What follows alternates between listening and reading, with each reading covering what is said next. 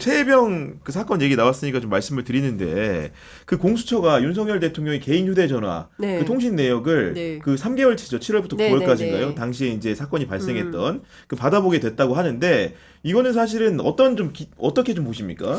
저는 이대환 부장이 상당히 수사 의지가 있다는 후문을 많이 들었어요. 그래서 박정훈 대령하고 김정민 변호사가 조사받으러 들어갈 때마다 나쁘지 않다, 분위기 좋다, 뭐 이런 얘기를 공수처가 수사의 의지가 상당하다라는 얘기를 듣는데 그날 뿐인 거예요.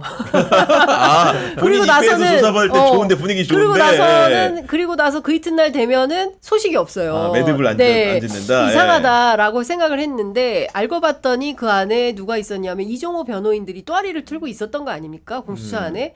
그리고 뭐 2부장, 4부장 갈등설도 있었고요. 그리고 2부장이 사실상 그 이종호의 변호인으로서 활약했던 분이고, 물론 이번에 뭐 이 사건 관련해서 업무 배제됐다라는 뭐 평을 듣긴 했지만 지금까지 그렇게 진행이 되는지는 모르겠는데 어쨌든 어떤 한 팀, 뭐 한 부장만으로 이 사건을 다 핸들링할 수는 없는 상황인 것이고 어찌됐든 의지를 가지고 휴대폰 기록을 확보는 했다고는 하는데 통화 내역을 확보한 건 아니잖아요. 그 통화 내용은 기록만 모르는 거죠. 있는 거지. 누구랑 통화했는지 정도지. 시간 분초 정도. 그렇습니다.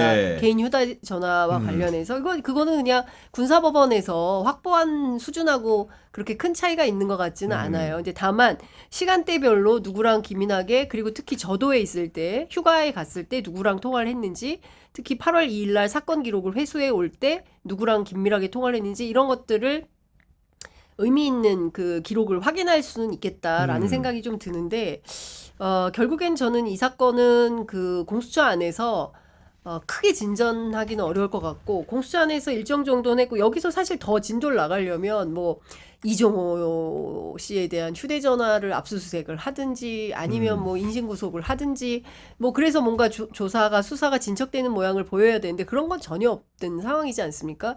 결국에는 특검 가지 않으면 진실의 문을 열기 어렵겠다라는 생각이 좀 듭니다. 얼마 전에 이제 국방부 조사본부 이제 관련된 쉽게 얘기해서 해병대 수사단이 먼저 수사를 하고 경찰에 이첩했다가 다시 회수한 다음에 수사를 했던 주체죠. 그 동아일보 보도에 단독으로 나온 게 결국은 이제 당시에 그 국방부 장관의 보좌관과 통화를 많이 했고 그런 내용들에 대한 쉽게 얘기하면 누구를 넣고 빼라는 취지의 내용들을 뭐 이렇게 메모한 게 있든 뭐든 그런 증거들이 있다는 보도도 있었어요. 보니까요. 예, 저도 그 기사 봤습니다. 예. 근데 저는 그래도 공수처가 그 대통령의 개인 휴대폰 통화 내역을 압수한 건 정말 천만다행이라고 생각하거든요. 잘 아시겠지만 통화 내역은 1년이 지나면 이게 삭제가 되기 때문에 맞습니다. 그건 뭐 나중에 뭐 특검 할아버지가 와도 확보할 수 없는 거 아니겠습니까? 없어졌는데. 근데 이 대통령께서 왜 굳이 개인 휴대폰을 사용하고 계신지는 잘 이해가 안 갑니다. 그렇지 않습니까? 네, 비화폰도 있고. 그래서 근데 저는 어쨌든 간에 어제 그 대통령 개인 폰에 대한 통화 내역 확보가 어떤 상징적인 의미가 있다고 보는 것이 어쨌든 그 대통령께서 그 개인 폰으로 뭐 나란 일을 보시는지 아니면 저녁에 술 먹을 사람을 섭외하는지 뭐 그거는 알 수가 없지만 어쨌든 공식적으로는 뭐 국가 원수가 사용하는 개인 휴대폰이다 보니까 안보와 국가 안보와 관련된 사항이 많이 있을 수 있는 거 아니겠습니까? 그렇죠. 예. 의외의 인물이 있을 수도 있는 거고. 그러니까 국가 안보라는 건 어쨌든 간에 굉장히 보안이 지켜져야 되는 사항이고 다른 한편으로는 최혜병 사건은 어쨌든 수사의 필요성이 있는 거 아니겠습니까? 법원에서 3번이나 영장을 기각하다가 이번에 발부한 거는 이 두 가지 국가 안보하고 수사 필요성이라는 두 가지 상충되는 가치 중에서 어쨌든 간에 수사 필요성에 손을 들어준 거 아니겠습니까? 그거는 어쨌든 간에 사건이 좀 질적으로 조금 변화하고 있다는 뜻도 되고 그 어쨌든 대통령실의 개입 의혹이라는 그 저희가 의심하는 일련의 혐의가 어느 정도 뚜렷해진 것이 아닌가 좀 그런 저는 시그널로 이해는 되고 있습니다. 근데 그 얘기가 있어요. 정치권 안에 대통령 전화기로 꼭 대통령만 통화했다는 생각을 버려라. 네. 요새 고소도 많이 당하시네요. 더 조심하겠습니다. 아니 이건 제 얘기가 아니라 박지원 원장이. 박지원 원장님 박지원 원장님 전원이라는 거죠. 전원입니다. 전문입니다. 제 얘기가 아니고 제 주장이 아닙니다. 아니 근데 이게 보면은 사실은 수사 외압이라는 것도 단계가 여러 가지잖아요. 예를 들면은 기본적으로 이첩하기 전까지의 그런 외압 의혹 단계가 있는 거고 회수하는 과정에서의 또 외압 행사의 의혹이 있는 거고 조사본부에서 다시 조사할 때 또 외압 의혹이 있는 거고 그렇습니다. 뭐 이런 단계별로 있는데 저는 오히려 지금까지 언론을 통해 전해진 내용을 보면은 앞단에 있는 2개 같은 경우에는 뭐 통화 내역이 알려지고 뭐 이렇게 의심은 많이 샀지만 실제로 뭔가 범죄의 증거를 잃을 만한 그런 여러 가지 뭐 진술을 확보했다 이런 게 잘 없는 것 같은데 오히려 후반부에 있는 조사본부에 재조사할 때 지금 의미 있는 내용들이 굉장히 기사로도 많이 현출이 돼 있는 것 같아요. 오히려 사실 그것만이어도 외압을 행사했다면 그것대로 문제이지 않습니까? 예. 예, 좀 유의미한 수사 단서라고 생각하고요. 뭐 근데 사실 여태까지는 주로 통화 내역 위주로 지금 뭐 언론 보도도 있었고 조사도 통화 내역이랑 결국 바닥 다지는 정도의 의미 이상은 그러니까요. 없다 예. 보니까 사실은 이게 조금 더 수사가 활로를 찾으려면은 아까 말씀드린 대로 강제 수사를 통해서 특히 이종호 같은 좀 네. 어떤 로비에 좀뭐 의심을 구명 받는 로비에 인물. 좀 어떤 좀 이렇게 그림 그려보면 좀 이제 가운데 있어 보이는 그런 분들에 대해서는 좀 강제 네. 수사 같은 게 좀 있어서 어떤 자료를 확보해야 사람을 불러도 물어볼 게 있지 않겠습니까? 그렇죠. 아니면 통화 내용만 이렇게 예쁘게 정리해가지고 물어보면 답이 나오겠습니까? 그렇죠. 뭐 기억 안 난다고 하겠죠. 이게 예. 어떻게 보면 그 공수처가 어느 정도 지금 밥값을 하고 있다 정도 평가할 수 있지만 사실은 너무 느립니다. 지금 수사 속도가 너무 느리고 국민적 의혹이 커져가는 거에 비해서는 속도가 너무 나지 않고 결국은 이게 어떻게 보면 좀 구조적인 한계도 있는 측면이 있어서 수사 의지만으로는 되는 건 아니지 않습니까? 수사는 절차가 있기 때문에 그리고 또 워낙 대상이 너무 광범해지고 점점 위로 가고 있기 때문에 결국은 특검이 불가피하지 않나 진상 규명을 위해서는. 뭐 그런 대변인 말씀대로 생각입니다. 수사가 좀 속도가 더디다 보니까 추경호 원내대표 같은 경우에도 오늘 이제 그 뭐 토론회 나가가지고 얘기도 했잖아요. 과정 문답 과정에 보니까 그 제3자 특검 얘기했더니 공수처 수사가 끝난 이후에 검토해도 된다. 그 얘기는 결국은 이제 수사가 뭔가 종결지어질 기미가 좀 안 보이는 그렇죠. 상황인 거잖아요. 네. 예. 아니 그러니까 그거 하지 말자는 얘기죠. 그러니까 공수처 수사가 언제 끝날지 알 수 없고 말씀 주신 대로 수사 의지는 충만하고 제가 이제 전에 듣기로는 일부 수사관 같은 경우에는 대통령실 앞에 가서 1인 시위를 할까요? 뭐 이렇게 고민하는 아, 분들도 정말 그렇게 있대요. 그런 정도로요? 예, 왜냐하면 이게 알게 모르게 그러니까 내압과 외압이 있다 이런 표현들을 한다는 거예요. 공수처 수사관들이. 그러니까 내압은 뭐냐면 공수처 안에서도 예, 뭐 이거 빼 저거 빼 이거 해야 돼 저거 해야 돼 뭐 그리고 영장만 하더라도 네. 어떤 부장이 했을 때는 다 기각되고 또 어떤 부장이 하니까 또 다 받아들여지고 이런 거잖아요. 그러니까 영장 청구를 어떻게 하느냐에 따라서 판사가 받아들이고 말고가 결정이 되는 거 아니겠습니까? 그러니까 수사 의지는 있지만 관철시키는 힘이 있는 거냐 공수처 안에. 그리고 내압도 있지만 외압도 실제로 있다는 거예요. 그러면 이거는 뭐 어디로부턴가 연락이 온다는 얘기가 되겠죠. 그래서 뭐 대통령실 앞에 가서 저희들이 1인 시위를 하면 분위기가 좀 달라질까요? 막 이제 이런 얘기까지 한다는 거예요. 근데 실제로 뭐 그런 분은 없죠. 네. 그러니까 다들 공직자들이고 하니까 그 움직임이 사실은 자유롭지는 못하지 않습니까? 중요한 포인트는 이제 특검을 통해서 관철을 해야 되는데 한동훈 대표가 나 이거 걸고 대표 됐습니다. 할 거예요. 라고 말은 하고 있어요. 그런데 안을 내놔야 되잖아요. 근데 제3자 특검을 한다고는 말하지만 그게 대법원장 추천인지 대한변협 추천인지 그래서 뭐 어떻게 하자는 건지 지금 7월 23일 날 당대표 되고 벌써 3주가 흘렀습니다. 무슨 입장이 나왔습니까? 거의 이제 한 달이 될 판이에요. 뭐가 나왔냐는 거예요. 그러니까 진정성에 대해서 의심을 받고 특히나 측근들 특히 장동혁 그 최고위원 같은 네. 경우에는 이걸 왜 야당이 이렇게 목숨 걸고 하려고 하는지 이해할 수가 없다. 이런 굉장히 기분 나쁜 태도로 이 특검법을 추진하는 것에 대해서 대단히 불쾌감을 표시를 하고 있단 말이에요. 그러면 앞서 말씀드린 대로 끊임없이 진정성을 의심받고 이거 어차피 수사 진행되는 거 다 그건 대통령도 한 얘기입니다. 공수처 수사가 미진하면 내가 나서서 특검 요구하겠다라고 대통령도 얘기한 거예요. 네. 그러니까 결국 무슨 얘기냐면 대통령과 궤를 같이 노선과 궤를 같이 하면서 특검을 뭉개는 거죠. 그러니까 결국에는 국민들이 원하는 방향으로의 특검은 안 하겠다. 저는 이런 취지라고 보고 그런 차원에서 보면 사실 8석의 정치력을 마련해서 뭔가 새로운 돌파구를 만들어야 된다. 되는데 그러기에는 사실 지난 총선에서 범야권 192석을 만들어서 국회를 출범시킨 거 아니겠습니까? 국민들이.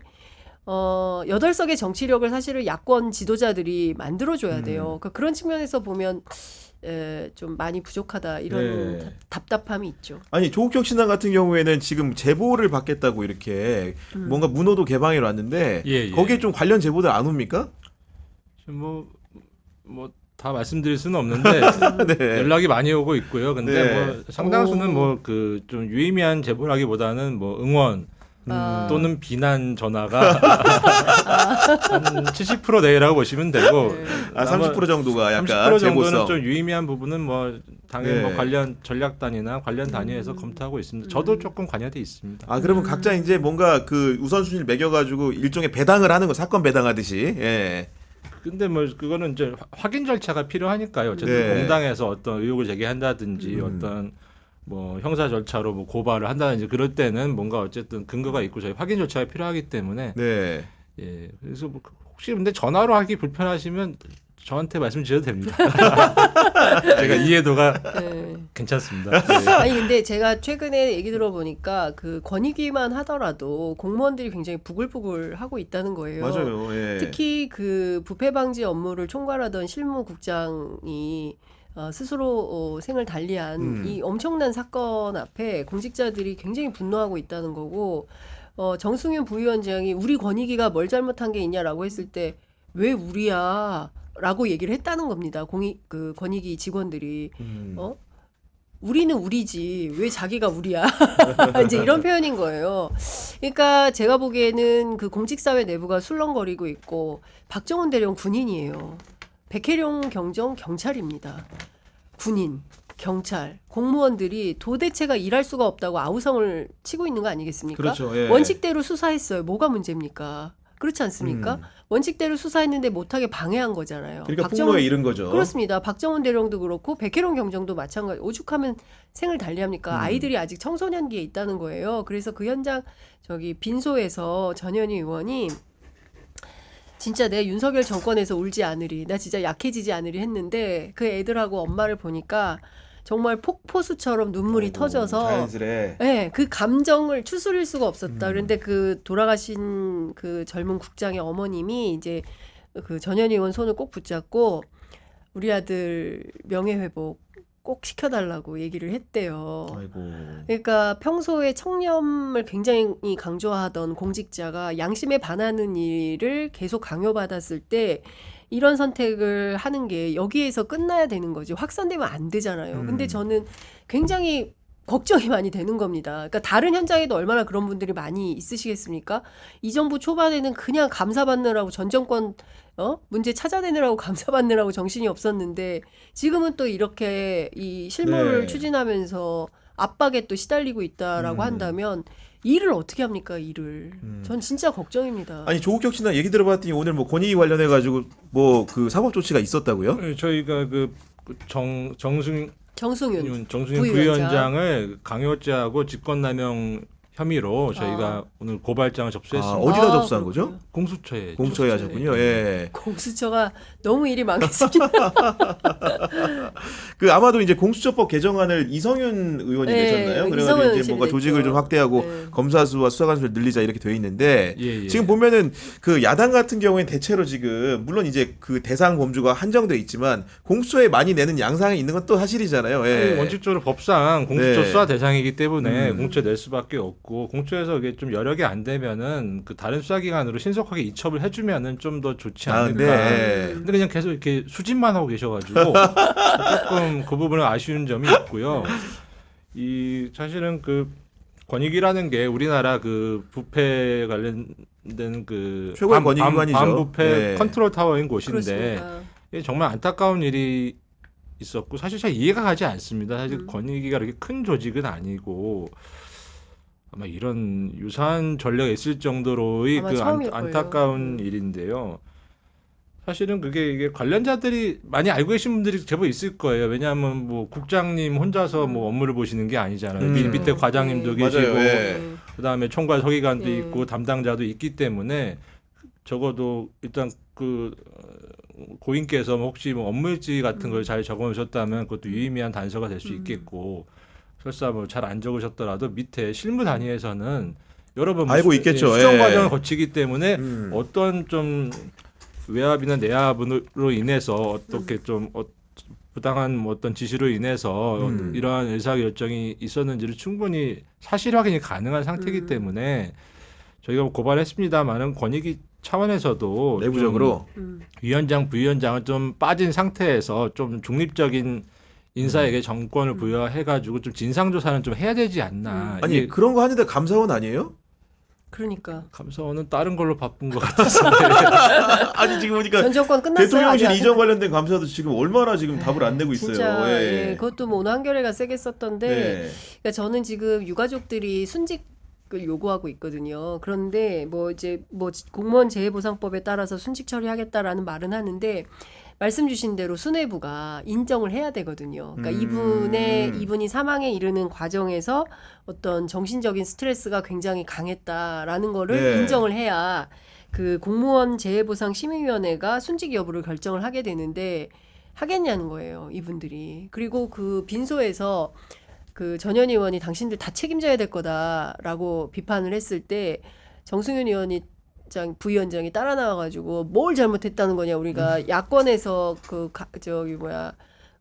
문제 제기하고 특검 발의하고 이래가지고 이 사람이 심리적으로 부담 받아가지고 그런 거 아니냐 오히려 민주당 탓 야당 탓을 했다는 거예요. 그래서 상당히 빈소에서 또 그러면 안 되는데 막 네. 소란행위가 있고 이랬던 모양입니다. 그러니까 그 저는 다 떠나서 이 어린애들하고 같이 앞으로 살아야 되는 이 유가족의 부인 입장에서 얼마나 정부가 슬프겠어요. 저는 좀 정말 인도주의, 휴머니즘 차원에서 이 사건을 좀 접근해야 된다라는 생각이 좀 들고 야권도 고발하고 이런 것도 중요하지만 이런 피해 가족들이 좀 어려움 없이 좀 생존할 수 있도록 예, 지원이나 이런 지원이나 것들. 이런 예. 거를 좀 그러니까 그 잡은 손을 놓지 말아야 된다 그러니까요. 정치권이 예, 그런 생각이 좀 들었습니다. 알겠습니다.